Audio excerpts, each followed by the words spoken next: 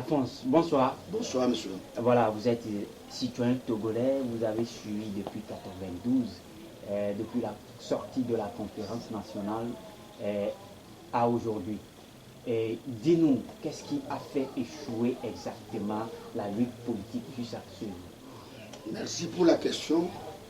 D'abord, mais je ne suis pas un petit enfant. En 90, je faisais déjà la classe de 3e au CG Berkota, aujourd'hui le lycée. Nous avons suivi le 5 octobre de bout en bout. Nous avons suivi la conférence de façon très fidèle et pénélope. Mais je vais vous dire une chose, c'est que nos aînés, nos grands frères, ceux qui ont commencé la lutte, à un moment donné, il y a un entichement. Il y a eu des désordres de zizanie.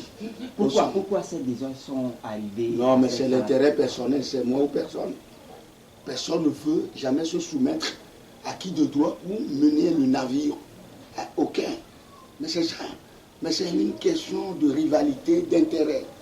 Et chacun veut aller au mangeoir. Et d'autres sont partis si vite aux côtés du pouvoir que nous luttons contre. Vous voyez, c'est ces zizanies-là, ces désordres-là qui ont fait que la lutte s'est tétanisée et s'est étiolée. C'est pourquoi des échecs de jour est venu, parce qu'on n'est pas patriote en tant que tel. Le patriotisme, ce n'est pas un mot, hein, c'est le comportement. Est-ce que nous sommes sincères? Est-ce que nous, les Togolais, surtout, la jeunesse qui incarne la lutte, c'est de quoi ils cherchent? Nombreux sont ceux-là qui sont partis pour aller manger, non? Qui sont dans la mer du Monfait aujourd'hui. Ils ne peuvent plus parler.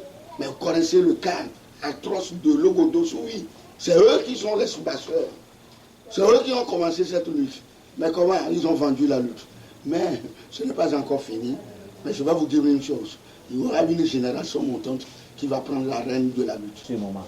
Est-ce qu'un lendemain est meilleur pour les Togolais? Je vais vous dire une chose pour vous répondre de façon tellement brève. Il faut la conviction de la lutte. Il faut la détermination. Je veux mener une bataille de tout camp contre ceux-là. Mais il y a des gens qui sont des vendus. Mais il y a encore une génération montante qui vont bientôt prendre la reine de la lutte. Et bien sûr, aujourd'hui, on ne trouve pas à manger, mais c'est une force qui nous détermine à nous positionner.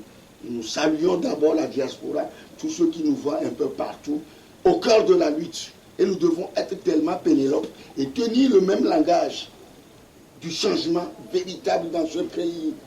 À ne pas être au vendite de l'argent, à ne pas se laisser vendre, à ne pas se laisser aller dans la mer du Morphée. Nous devons faire pour faire une trace de l'histoire.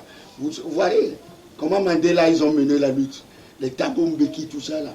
Parce qu'ils ont copié leur papa. Vous voyez. Mais ils sont fidèles. Ils n'ont jamais eu à céder aux Blancs. Et bien sûr, les Blancs sont vraiment riches. Ils paient d'argent. Mais aujourd'hui, le dirigisme étatique appartient aux Noirs. Quel qu'en soit le cas, aucun Blanc ne viendrait plus diriger l'Afrique du Sud.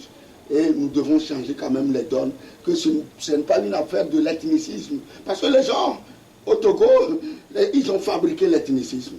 Ils ont fait de l'ethnicisme une pièce, une monnaie courante de la politique. Nous devons démontrer qu'il n'y a pas de Sud, il n'y a pas de Nord, il n'y a pas de l'Est, il n'y a pas de l'Ouest. Vous voyez ce qui se passe au Nord septentrion. C'est un signe propulseur.